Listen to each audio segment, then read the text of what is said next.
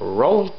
Alright, so I already went ahead of time and I went and covered all the fish with the Bisquick.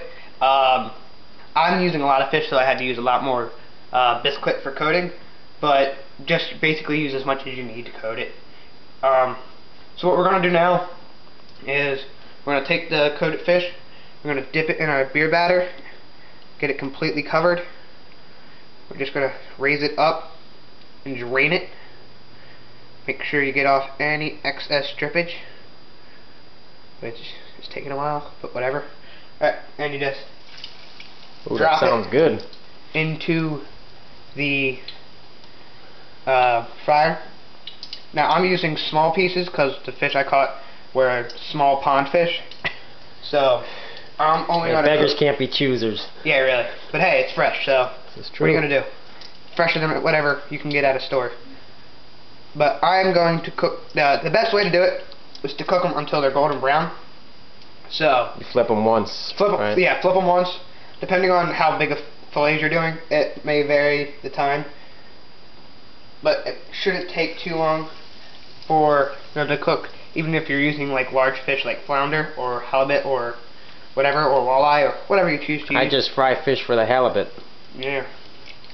But as you can see, like if you look at it, you can look at the edges and already see that it's starting to golden a little bit on the edges. So when you see it starting to do that, you just, now I've never done this before, like I said earlier. It's kind of quick to flip them though. I don't think it'll be cooked yet. Probably not. But look, it's already golden brown. So who knows? So I'm gonna flip that one. That'll be on my test subject. Yeah, gotta make sure it's fully cooked. I would cook them for 3 to 4 minutes. Be safe. Even if you just slice them up into pieces that are this big, I would do 3 to 4 minutes for anything that you're doing, just to be on the safe side. If it's like what the recipe says, if it's 3 to 4 inch, 3/4, 3 1/4 inches thick, it says to cook them from 3 to 4 minutes. Now mine isn't that thick. It's like maybe like Probably half of that. Yeah, probably like a half. If that. Right, so mine's not going to take as long, but adjust accordingly. It's not that difficult to do. But this one looks good. I'll flip the others.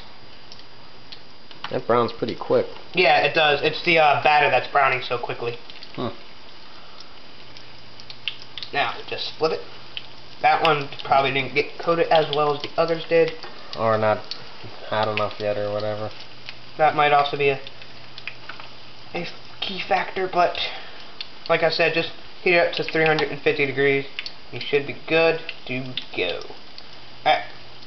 Now while you wait for other ones to cook, you could prep more, but I'm not, since it's my first time cooking. I'm going to just play it by ear on, cooking this recipe, so I'm going to play it by ear. But, so, basically just cook them up. You don't have to flip them all the time, just flip them once. But if it's your first time cooking them and you're still kind of unsure, just cook one and look at it and just kind of check it. Now, these ones are going to be my tests.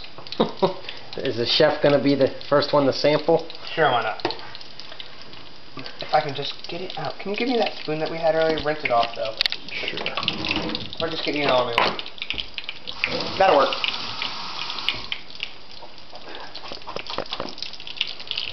This will help me scoop it up onto here. Now put it on a plate that has paper towels on it. Paper towels will soak up any excess oil. Ooh, that's a good pop.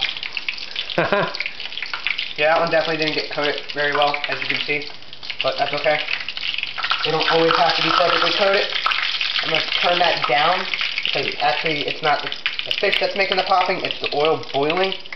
That could be a little bad, but hey, maybe if you want sizzling hot fish, then maybe go for it. Alright, let's see the cook eat his work here. Yeah, it's probably water in there from that spoon. Probably. That could be.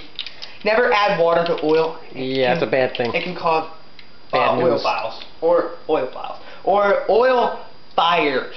That's the word I'm looking for. Ignore my grammar. Alright, now, still a little hot. Let's get a fork real quick and just... Fork will be in there. Not my house, so I don't know everything. Alright, so alright. Interesting design of fork. Yeah, well. Now, to test, to just see. If it's done, it's just flake, right? Yeah, it should flake very easily. That's actually what this is doing. See how it's just kind of yeah, like falling off, and it's also kind of it's white instead of pink like fish normally is when it's raw. So when it gets that white look to it, it means it's done. So, and the verdict? let me get a little more. I didn't get a whole lot of the crust.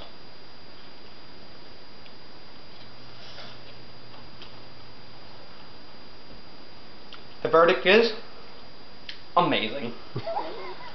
So, you want to try it yourself? I do. It's quick and it's simple. Really doesn't require all that many ingredients. I'll list them all for you. Cameraman likes. Cameraman has second piece. What it is you need vegetable oil for cooking the actual fish in. 3 to 4 tablespoons of original Bisquick to coat the fish with their first coating of dry flour.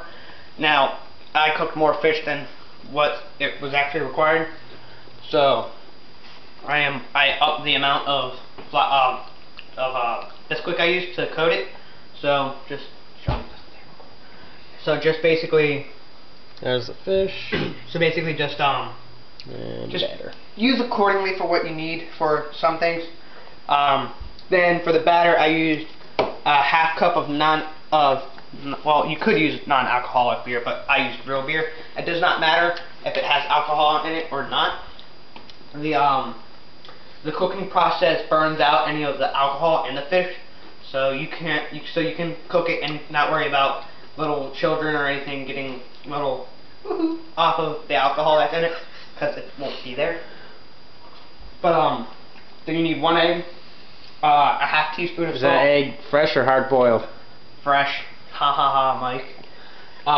And then you need a cup of original Bisquick and 1/2 teaspoon of salt. I don't know if I said salt earlier. You kind of just want to mix the 1/2 cup, the half cup beer, the 1 egg, the half teaspoon of salt, and the 1 cup of original Bisquick into a batter in a bowl. Now, if it's too thin, add more Bisquick in until it's a little bit thicker. It should be able to move, but then go right back into like a more solid looking form. See how like mine's kind of like a pancake mix? That's kind of what you're looking for. But if it's too thin, add in some more beer by teaspoons until you get until it thins out a bit. Then after you coat the fish with the dry mix, you want to dip it into the beer batter, and then just dip it into the oil and cook it. And then it comes out looking like this. And it tastes good. It tastes delicious. Alright, well, we're just about out of time here, so say goodbye. Bye.